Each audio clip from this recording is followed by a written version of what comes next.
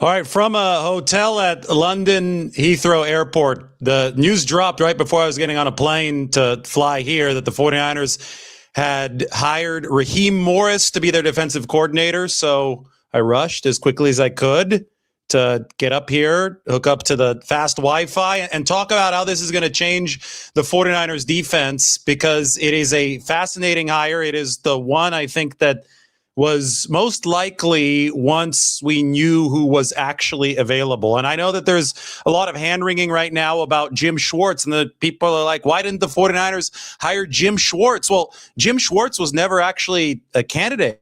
He was an interesting potential down the line possibility, but he's under contract with the Cleveland Browns. Raheem Morris got fired from the Atlanta Falcons. He was their head coach, and he was a legitimate candidate for this position, as was Gus Bradley, who had been with the 49ers over the course of the 2025 season, as was Joe Woods, who had been with the 49ers back in 2019 as their secondary coach and their pass game coordinator. Jim Schwartz, that was something that maybe could have evolved down the line, but you've got to hire who's actually available, and there was no telling what Cleveland might do. In fact, it seemed like Cleveland was going to make Jim Schwartz coach out his contract, even though he didn't get the head coaching job. So Raheem Morris is the man for the 49ers, and he has been called a chameleon before, and I'm going to explain how this is something that fits the moment perfectly for the 49ers, given some of the failures of defensive coordinators in the recent past, given how this defense is evolving, how it must evolve to stay relevant within the NFL. This is all stuff that the 49ers need as far as qualities go for their new defensive coordinator. Rondé Barber, the great NFL defensive back, played under Raheem Morris when Raheem was the head coach of Tampa Bay. And Rondé Barber said this. I think it's a fascinating quote. I remember our second year when he was a head coach and he took over defensive coordinator duties. He really became like a chameleon. He was able to adjust to a lot of different looks that offenses were giving us. He can have a big playbook, but he also knows how to keep things simple. So this is a lot of information about to come now, but we're going to do our best to keep this simple. I think that Raheem Morris is a study in defensive fluidity. I mean, back to the old Tampa 2 days where he first cut his teeth in the NFL and actually first met Kyle Shanahan. That was in Tampa. Kyle Shanahan was a defensive quality control coach. Raheem Morris was coaching on both sides of the football in Tampa. That was John Gruden's staff with the Buccaneers. So, I mean, the Tampa 2, that comes all the way from Monty Kiffin, but Raheem Morris's football journey only started there. There have essentially been 4 phases of a tactical evolution.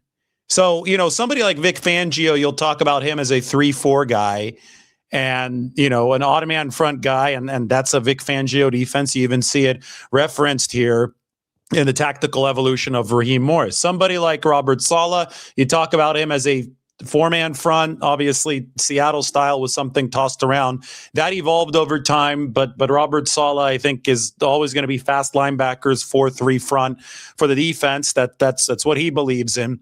Raheem Morris does not fit neatly into any one of those boxes. I mean, there was the origin in Tampa Bay, as you can see over here on the left. There was the work under Dan Quinn in Atlanta, where Dan Quinn ran a 4-3 front. And Raheem Morris also, by the way, I'm going to get into this in a little bit, coached on the offensive side of the ball for Atlanta, coached both defense and offense, which was very important to this 49ers hire. There was the pivot when he was hired by the Rams in 2021, and they ran a 3-4 defense. That was Brandon Staley had been the defensive coordinator before Raheem Morris, and Brandon Staley came from the Vic Fangio tree, as I just explained, running the 3-4. So Morris inherited the 3-4 with Jalen Ramsey and Aaron Donald and all those guys, and he made it work, right? He made it work. The Rams won a Super Bowl in his first year as the coordinator there in 2021.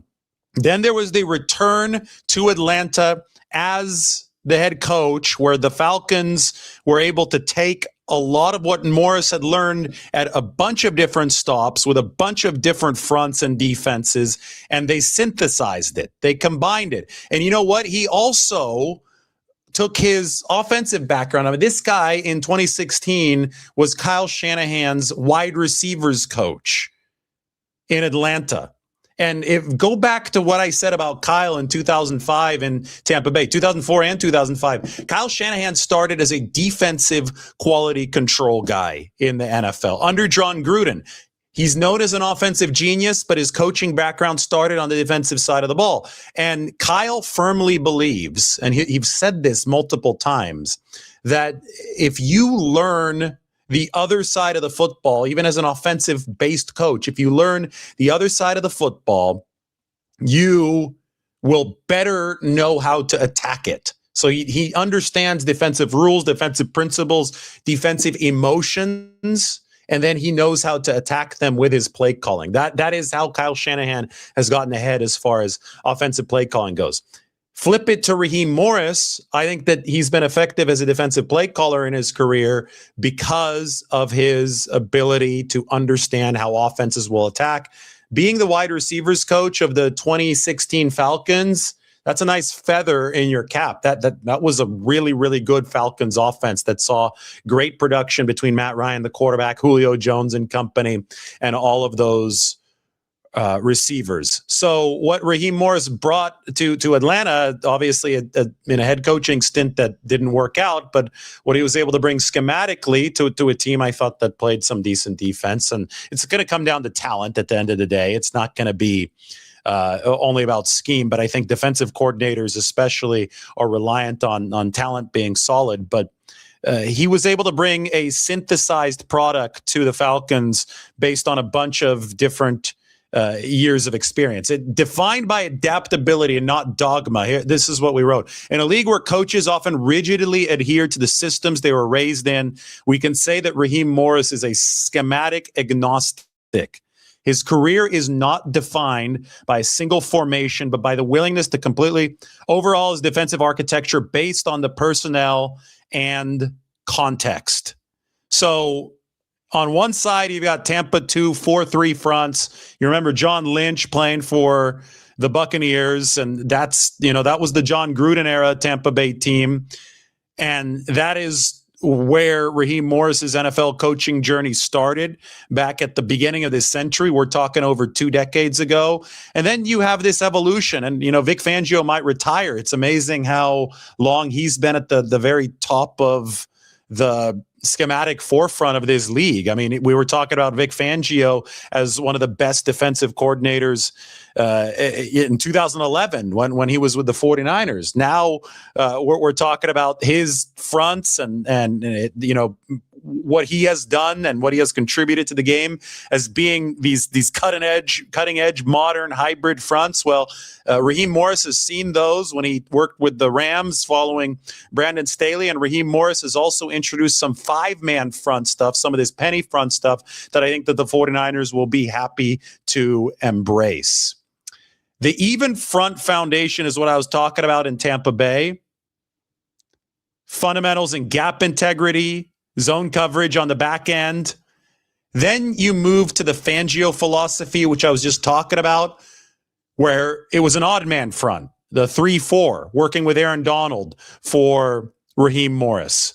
Then Jeff Ulbrich entered the equation. Now, this right here is fascinating because he went back to Atlanta. Raheem Morris went to Atlanta, back to Atlanta because he had worked there with Kyle Shanahan before. But when he returned to Atlanta as a head coach, Jeff Ulbrich became his defensive coordinator.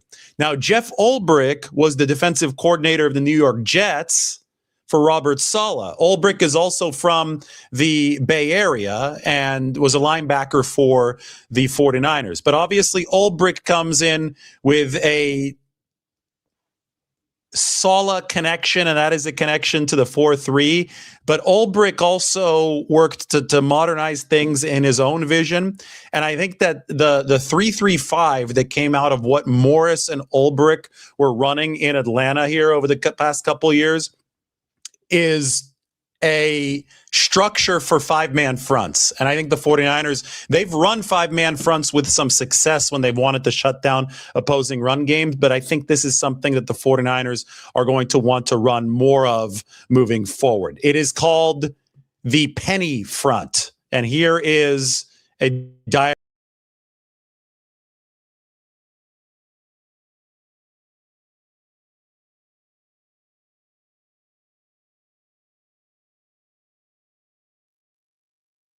Guys, I know that hello. Yeah, I think you guys can hear me now. Mike, confirm that you can hear me. I know that it disconnected there very briefly. But if you guys can hear me, that would be great. I got to get the camera back on. I think it shut down there for a second. But the penny front is a 5-1 alignment with 5 defensive linemen meant to combat the run game, maintain gap integrity against some of these run games that have run wild on NFL defenses as defenses have gotten a bit lighter. So you add that extra defensive lineman.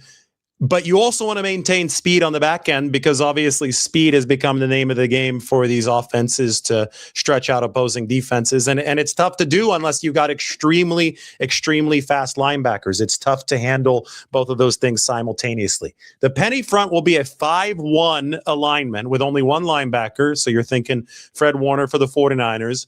But you're also running nickel around Fred Warner. And you need players who are adaptable in the nickel package to be able to support the one linebacker alignment, right? So you need players who can cover, but who are also strong from a defensive backs viewpoint, so they can come in there, get their nose dirty, and help out with the linebackers in run support. So what we see here in this little diagram is something that I think sets the table really nicely for somebody like Upton Stout. Something that sets the table nicely for the 49ers to make some investments in safety this offseason. I think that stopping the run is extremely important, maybe of paramount importance in this league. And I think somebody like Raheem Morris has a diverse bag of tricks, working from a traditional 4-3, working with a 3-4 hybrid type of defense, working with a 3-3-5 alignment and penny fronts. I think that he's got a significantly large bag of tricks to allow the 49ers to be adaptable moving into 2026 and possibly even beyond.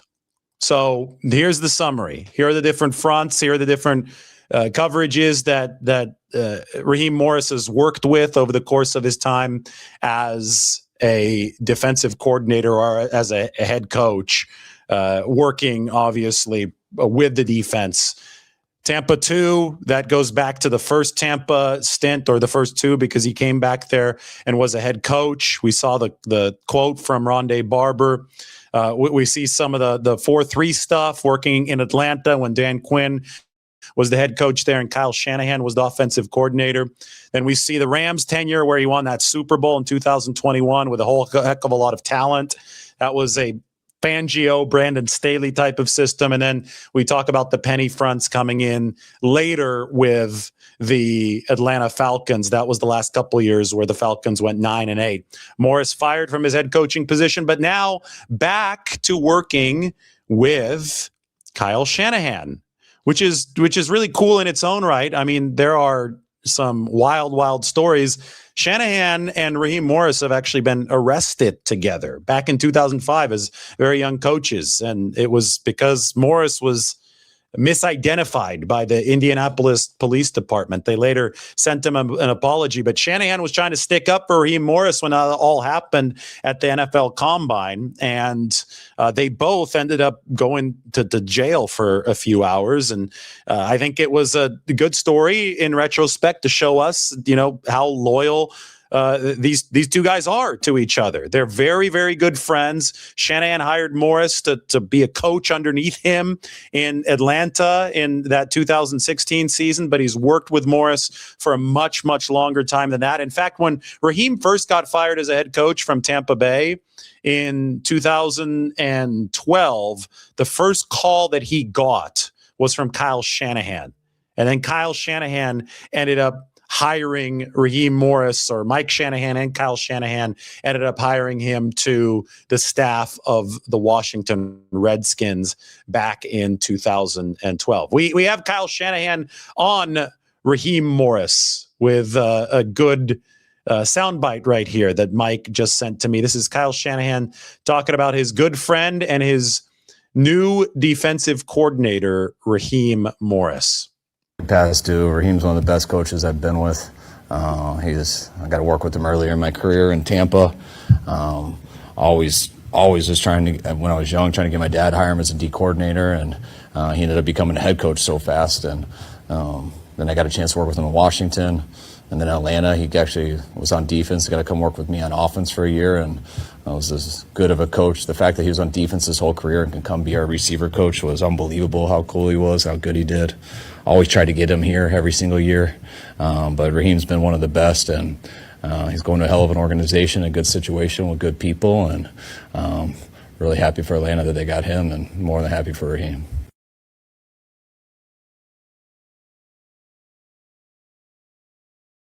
Delivered by Kyle Shanahan back when Raheem Morris was hired by Atlanta. And you'll notice that he said that we tried to get him every single year.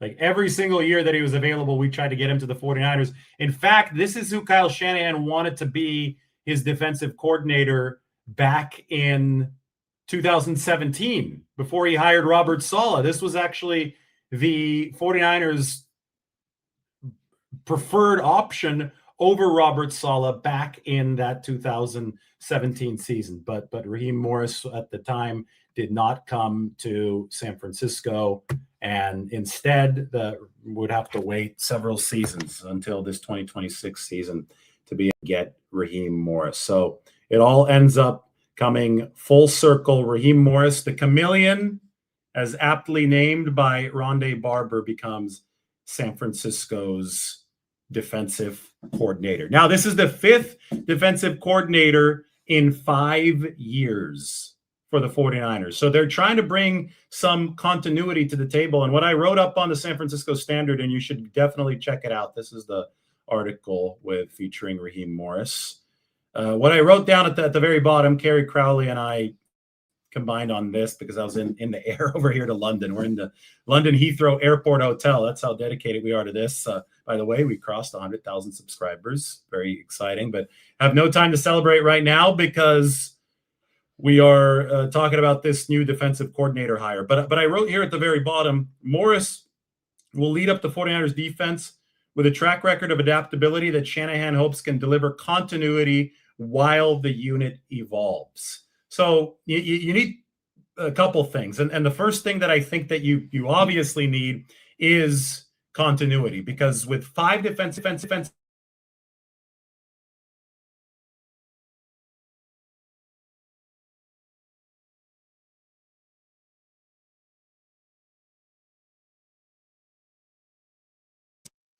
lost my mic again. Hopefully you guys can hear me now.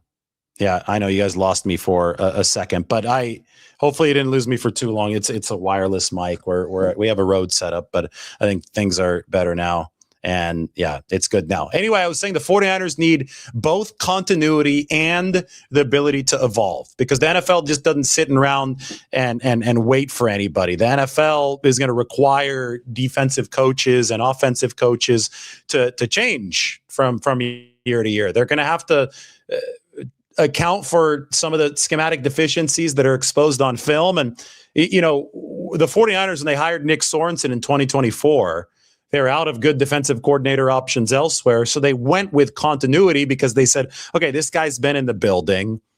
Well, let's just hope that we've got enough veterans to be able to drag this along. But as soon as guys got hurt, as soon as Nick Sorensen had to start playing chess instead of just checkers, it all just went to hell. It wasn't good in 2024, right? So they had the continuity part figured out, but they didn't have the evolution part figured out. I think in 2023, the year prior to that, when they hired Steve Wilks, they might have had the evolution part figured out. I mean, Steve Wilks brought a lot of new ideas to the 49ers, but the continuity wasn't there. I mean, this was somebody that parked up in the booth and The 49ers were used to Robert Saleh and D'Amico Ryans down on the field with more hands-on energy. They obviously were more used to just standard 4-3 front guys, all from within the family, since they installed the system in 2017. And there just was this mismatch. Steve Wilks wanted to blitz a little bit more, and it just didn't fit with what the 49ers fundamentally wanted to do. And I think Kyle Shanahan grabbed the reins of the defense in many ways as the course of that season progressed in 2013 or 2023. So you had new ideas, you had evolution, but you didn't have continuity. So for 2 years there in 23 and 24, the 49ers could not get the whole package.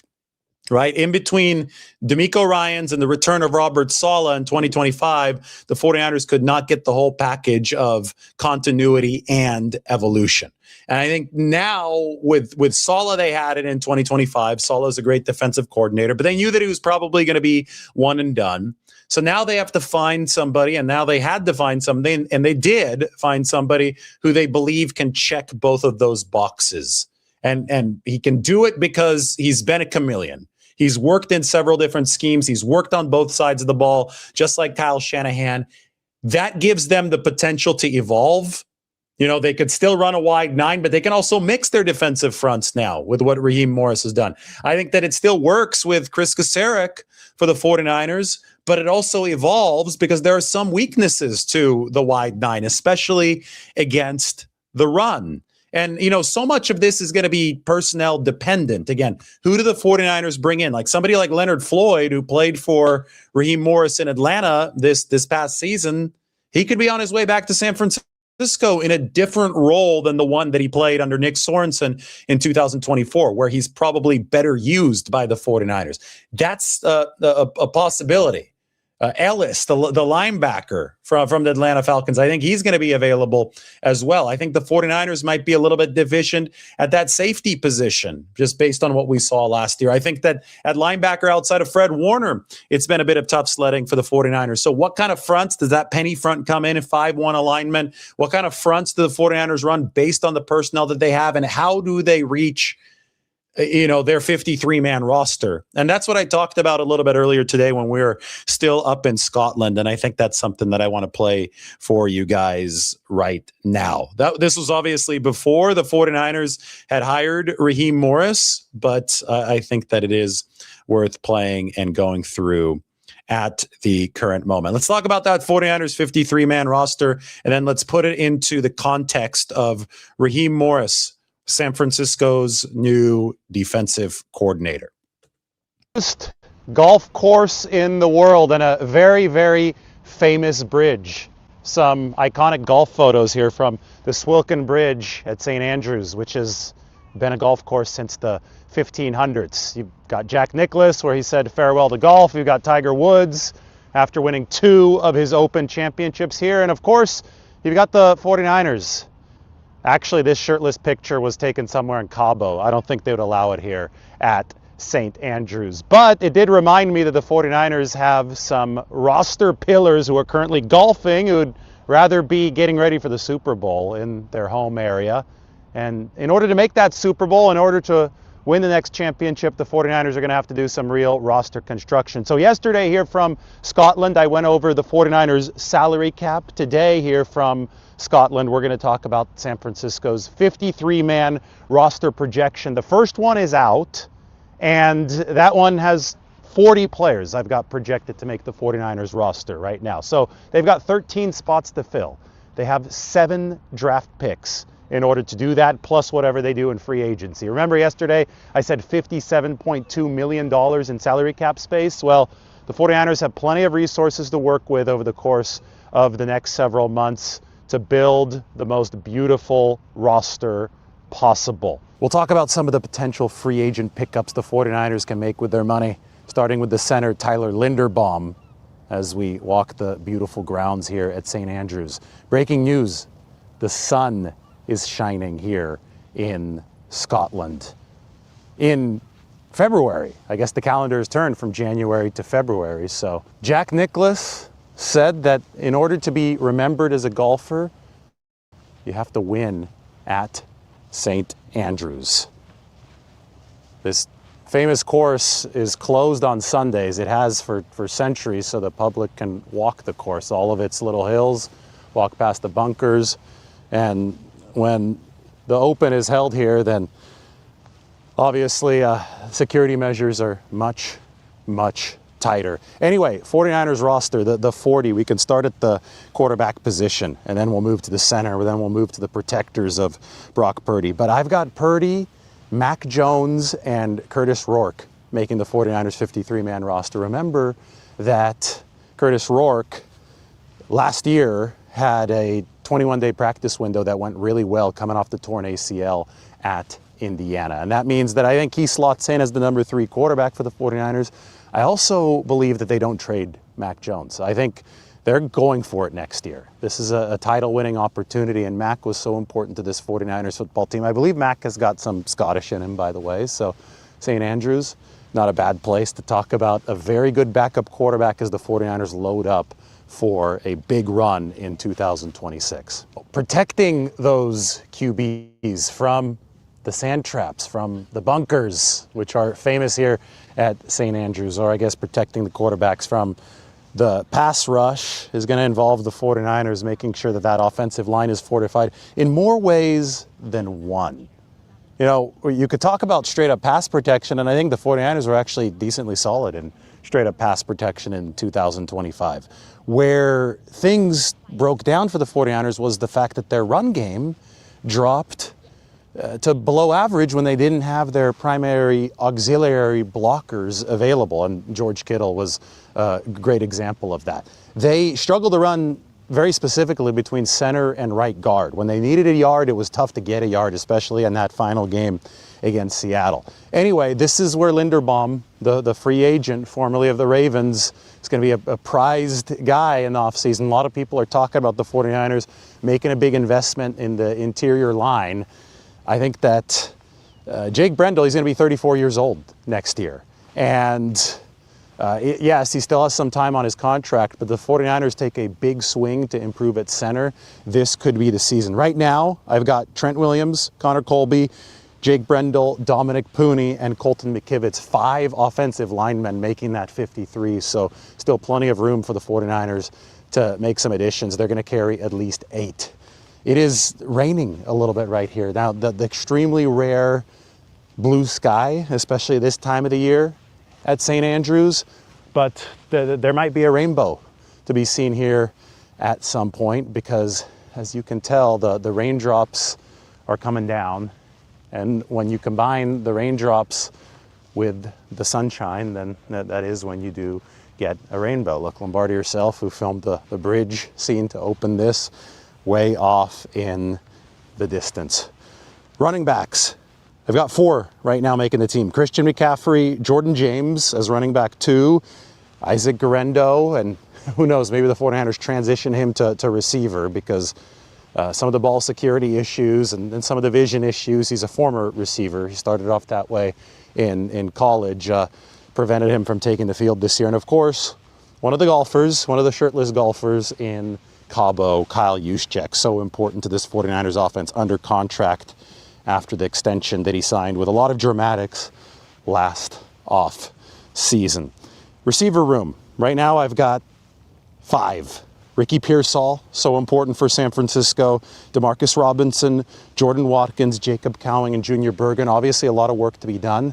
I think at receiver, if you're the 49ers, that's where you're looking at multiple pickups, both through the draft and possibly through at least mid-tier free agency. You face a lot of potential pitfalls at wide receiver separation issues that the 49ers have struggled with over the past 2 years. Romeo Doubs is a target I really like, formerly the Green Bay Packers. His market rate might only be 12 to 15 million, especially if you can't bring back Jennings because he costs closer to 20.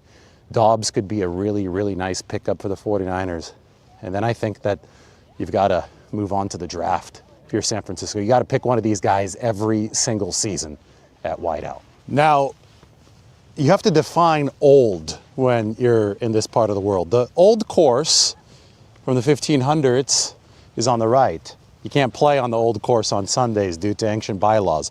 The new course here at St. Andrews is on the left, and you could see there are golfers playing the course today. But the new course was around already in the late 1800s. So by American standards, it's ancient. By Scottish standards, well, yeah, I guess that it is new.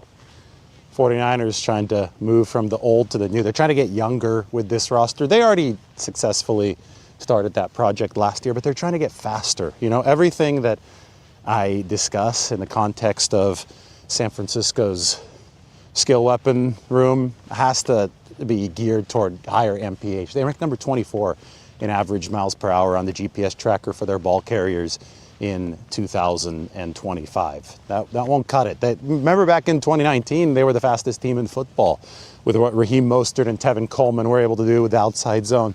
San Francisco looking for more speed there. So maybe at running back, if Isaac Guerrero is not the answer with his speed, if he doesn't have the vision or the ball carrying moxie to get the job done, maybe you do look there in the draft. Maybe you do look there in free agency. You know, Sky Moore is somebody the 49ers probably re-sign because he's very fast. They used him on some of those gadget plays.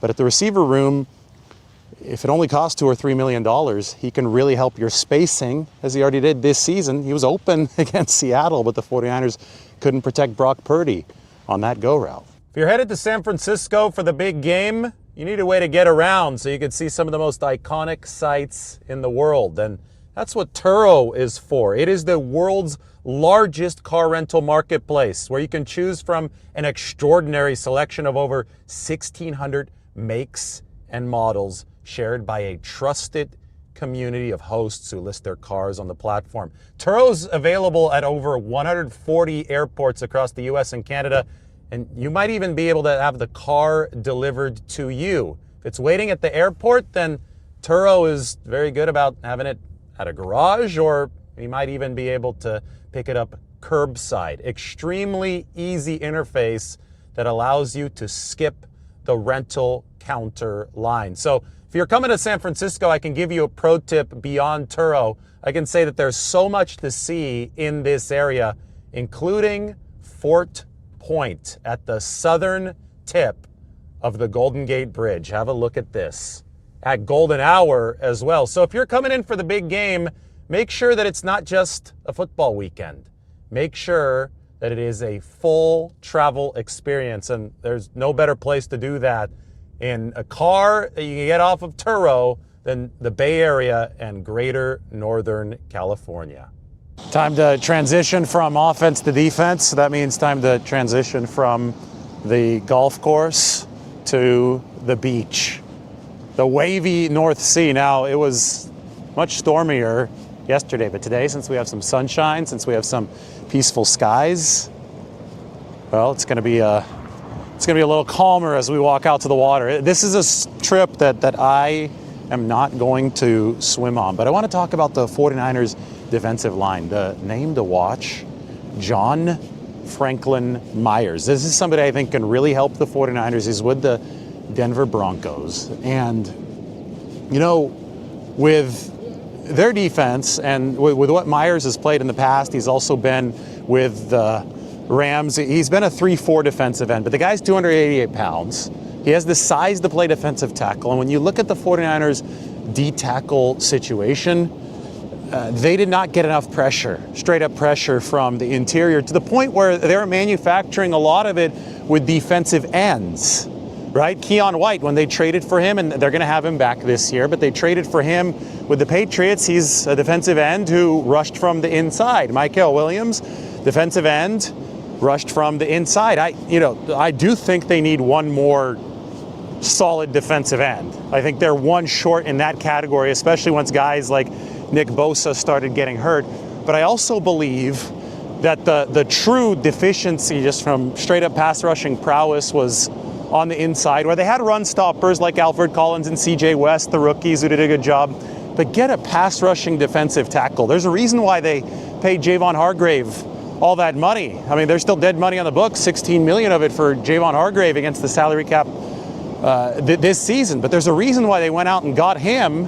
And even though injuries really compromised his tenure with the 49ers, it doesn't take away the need for a pass rushing defensive tackle. So John Franklin Myers just had a career high 7 sacks for the Broncos. I think he can play a 4-3 defensive tackle with the type of athleticism the 49ers need, and he was just part of a very, very good Denver Broncos defense. Look, we have made it to the North Sea. Time to test the temperature of the water. After we go through the defensive line projection, I've got Nick Bosa, Bryce Huff, Michael Williams, Alfred Collins, Keon White, CJ West, Evan Anderson, and Sebastian Valdez. That is 8 defensive linemen. The 49ers could carry up to 11. 10, probably a more realistic number for San Francisco, but as you can tell, there still is room along the defensive line for players to join. They might even draft somebody there. You can never have enough. You have to keep on replenishing along that D-line, and obviously the cupboard was as bare as ever by the end of 2025 for the 49ers. Good thing I got the hiking boots here because we're stepping onto some wet sand with St. Andrews in the background. Look at this. It's water glistening. We're talking about the 49ers D-line. We're about to move to the linebacker position, and we're about to touch the North Sea. What is the water temperature like? Let's see. It's actually not that cold.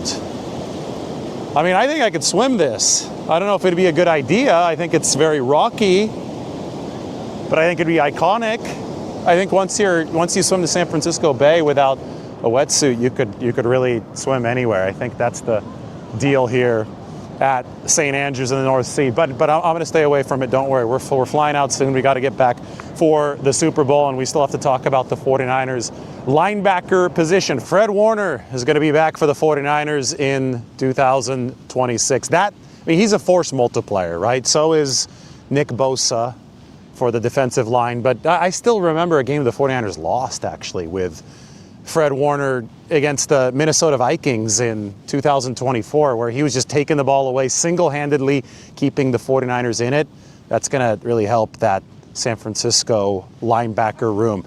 There is the Royal and Ancient Clubhouse here at St. Andrews. There's the Rusacks Hotel where we stayed. We had a little balcony overlooking here the first and the 18th holes of the old course. Much quieter now than it's going to be in July when the Open happens here. But the rest of the 49ers linebacker room, D. Winters, Tatum Bethune, Nick Martin. Now, Martin's a big question for San Francisco because he is dealing with that concussion. We're not sure if he's fully off of the concussion protocol yet, but that's something that's very concerning since he suffered that against the Cleveland Browns and then was just beginning to fully climb out of it at the time of Kyle Shanahan and John Lynch's season-closing press conference. Secondary for the 49ers, Deommodore Lenoir, Renardo Green, Upton Stout, Saran Neal, and Darrell Luter Jr. at corner, Malik Mustafa, Marquise Siegel, and Jair Brown for the 49ers at safety. And, this is where we're waiting for that defensive coordinator announcement. And this is where we got the defensive coordinator announcement. Raheem Morris. So I went through that entire roster from St. Andrews a little bit earlier today. And, I talked about guys like John Franklin Myers. I talked about better safety play. I talked about, with John Franklin Myers, obviously better pass rushing presence at defensive tackle. Better linebacker play, obviously, for the 49ers. I mean, all of this stuff, football's a universal language at some point, though. And especially since Raheem Morris has shown the ability to coordinate many different types of fronts and many different types of coverages, it all applies across the board. Jesse Bates is one of the better players that he coached at his last stop at safety. And he's under contract with Atlanta for a couple more years. And we've already been wondering, even before the 49ers decided on Raheem Morris as their defensive coordinator, we've been wondering, do the 49ers upgrade that safety position? What exactly are they going to want at safety? It's going to be a challenge for Morris, but I think it's one that any good coach embraces. You have to figure out what exactly your team does best, what exactly the existing talent does best. Meld whatever you're calling with that, but also find a way to advocate for the type of talent that you want to help the defense move to the next level. You look at foundational pieces like Nick Bosa and Fred Warner, Michael Williams setting an edge, and you say, okay, will they work in a 3-down front too, or do you want to keep it as a 4-down front? You have Chris Kasarik on staff, and obviously he's a wide 9 guy, and I think that Raheem Morris probably will be able to work with that, but we're going to check with Kyle Shanahan and John Lynch to see exactly what the 49ers do. But then you look at the pieces on the back end. And, I think also you project how the 49ers are going to approach the draft and approach free agency. They got $57 million to spend. I really think they want to run some 5-man fronts. But to run a 5-man front, you've got to have a lot of good athleticism on the back end from the nickels and the safeties, because the extra man that you dedicate to the defensive line, I mean, you're taken away from somewhere else. And in that penny formation, the penny package, the 5-1 front, it is 5 down linemen and it is 1 linebacker. And obviously that's Fred Warner. But what do you do at some of those other spots? Do you have the personnel to be able to execute the way that it needs to be executed to slow down opposing offenses at those spots? I think that's where somebody like Upton Stout, a blossoming star for the 49ers, comes in huge. He's going to be a chess piece that Raheem Morris is going to have to consider with however he crafts this defense. Remember, we're talking about consistency, we're talking about continuity, and we're talking about evolution. And the job of the new 49ers defensive coordinator, the job of Raheem Morris, is to find a way to put those all under the same hood. And that can be tough because when you evolve, sometimes it's hard to be continuous. But I think that's why Kyle Shanahan went and got somebody who he trusts, whom he knows, who has coached at a bunch of different spots. And I know that we already went through absolutely everything, but I wouldn't mind going through it again. A study in defensive fluidity. Somebody who's gone through the Tampa 2, the 4-down Seattle front with Dan Quinn in Atlanta, the Fangio, Brandon Staley 3-4 odd man front in LA, and then who has synthesized everything as a head coach while working with Jeff Ulbrich, who had worked with Robert Saleh. So the entire tree comes full circle. And I think that in this moment in time, the 49ers really have needed the different perspectives that Raheem Morris brings to the table. As you can see, he incorporates a diverse range of defensive schemes. It is something that is a credit and a product of his experience in multiple different places and at multiple different positions as a coach. The even front foundation, that's a bedrock. The odd front experience and big time success with the Los Angeles Rams winning the Super Bowl. Then the Jeff Ulbrich insertion into everything with the Atlanta Falcons recently. And then, of course, the 5-1 alignment that I've been talking about. But you've got all the boxes checked here schematically, and it's going to be really exciting to see how the 49ers stock up defensively. So I'm going to answer some questions. I hope that the roster thing that we did a little bit earlier today is helpful in conjunction with all of this, but I'm heading over into the comment section. Raheem likes the blitz more. This is a question. Doesn't he like the blitz a lot? He likes the blitz more than Robert Saleh. But he's been on teams that have blitzed a little bit more, and he's been on coordinated teams that have blitzed less. Again, you can't put him into a singular box, which is why I think that this is actually what the 49ers need at this point in time, because it's not like they're coming off of a world-beating 2 years on defense. They've struggled in many ways. I think it was a lot more of an injury-fueled struggle in 2025 than it was a coordinator-fueled struggle. But they still need to evolve with the times, and they still need to find ways to patch things together, even if they don't have all of their top A-list talent available. Defensive coordinators always, to some extent, are going to be, and a large extent, are going to be dependent on the talent that they have. But, you can have mediocre defense, a middling defense that turns into a terrible one with the wrong coordinator. And I think that actually was the case in 2024. So I think Morris, with his adaptability and his knowledge, can provide the 49ers a nice solid floor, assuming they can have a reasonable amount of talent healthy. We're getting all these questions. Will Morris still run a wide nine? I wouldn't bet on him running a wide nine or him not running a wide nine. In fact, I might even bet on the 49ers running some sort of hybrid front. I'm just basing this on Raheem Morris's history. And he has not been a guy that fits into one box. And we will see how the 49ers want to run this. How much say does Chris Kasarik have in this entire process? It's going to be fascinating talking to Kyle Shanahan and John Lynch about this over the course of the next few weeks, because it really does seem that so many different possibilities do remain on the table. It is not one of those hires where you know exactly what the 49ers are going to do.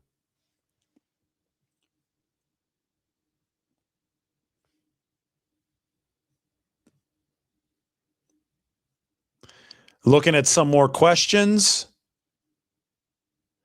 This is true with Jim Schwartz. Jim Schwartz was never really a candidate because he wasn't technically available. The Browns would have needed to release him from his contract. Pharrell hopes that Morris stays with the 49ers for at least a couple of years. I mean, I think that, you look at Andy Reid and he got Steve Spagnuolo, a failed head coach who has been there since 2019. Is it a similar type of thing with Raheem Morris, where he's had 2 head coaching jobs that haven't worked out? So now he's going to slot in as a longtime defensive coordinator, maybe, but he was still in involvement for that Arizona job. It ended up going to Mike LaFleur. And the moment that it was announced that Mike LaFleur was going to be the Cardinals' next head coach, it was announced that the 49ers were hiring Raheem Morris, which tells you that this was the 49ers thought process for a while. The group think was trending toward Gus Bradley, but as I said, over the course of the whole week plus, Bradley was the higher floor option. Like, that was the backup plan, in essence, for the 49ers. The bigger swing was for a Raheem Morris. Another bigger swing would have been for a Jim Schwartz, but he wasn't technically available. So Morris was the option that I think was most likely throughout this entire process, and hopefully I've done a good job explaining why. Again, the background is because we're at London Heathrow Airport at a hotel before we fly back for the Super Bowl tomorrow in the Bay Area. Happy that I was able to deliver live for you. And also, this is super exciting. We are officially over 100,000 subscribers. It has been a long time coming here, and finally we got over. Now we've just blasted by it. It's at the point now where it's almost 100,100. We're at 100,097. So big milestone. I don't know what we're going to do to celebrate it yet, because it came on kind of suddenly there with the Raheem Morris hiring.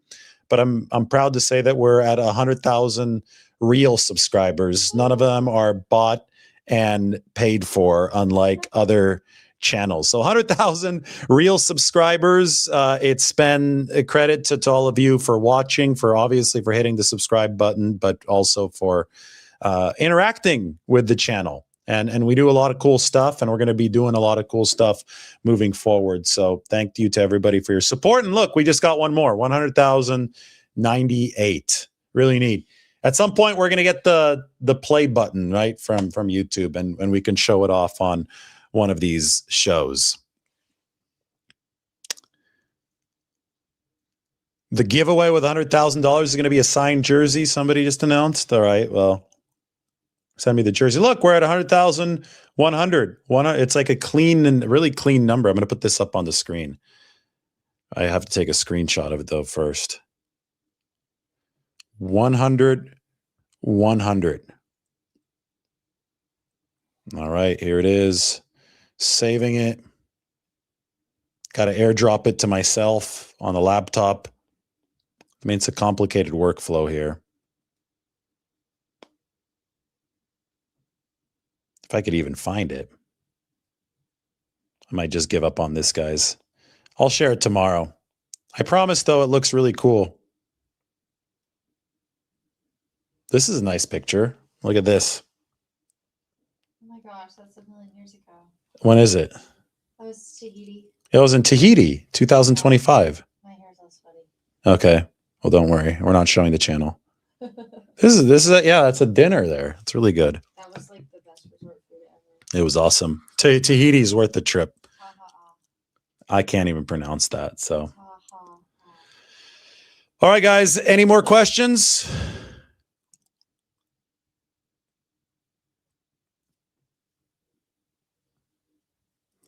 Everybody asking about eating haggis in Scotland to celebrate 100,000. I had some for breakfast this morning. It wasn't terrible. Not something I'm going to run and rush to eat again, but We did not have great. well, we had some good meals. We had some bad meals. We're not going to name any names of any places, but we made it through. And tomorrow we're flying back. The scones were good. Yeah, the scones were good. I don't know if you hear Lombardi herself. She's talking just off camera over there, but yeah, there was some good stones. No, you don't get to see the number 17 jersey. The only way that you're going to ever see the back of the number 17 jersey is if the 49ers win the Super Bowl. That needs to happen for the number 17 jersey to show up. All right, 15 minutes into this thing. I think I answered all the questions about the Raheem Morris hire in the actual bulk of this video. So that's why we just have people asking about haggis and different Scotch food. But we're at London Heathrow Airport and we're flying back to San Francisco tomorrow. Everybody hit that subscribe button, because if you do, we're going to get to 200,000 really quickly. I mean, we just blew by 100,000 real subscribers. Let's get to 200K. Let's get to 300K. Not 300, not 400. Let's get to 500. Let's get to 1 million subscribers at some point. All right. We got to get ready for a big trip tomorrow. I think I'll try to get you guys a video before I take off. So hit that notification bell as well. Thanks for watching. That is how the Chameleon, Raheem Morris, will change the 49ers defense.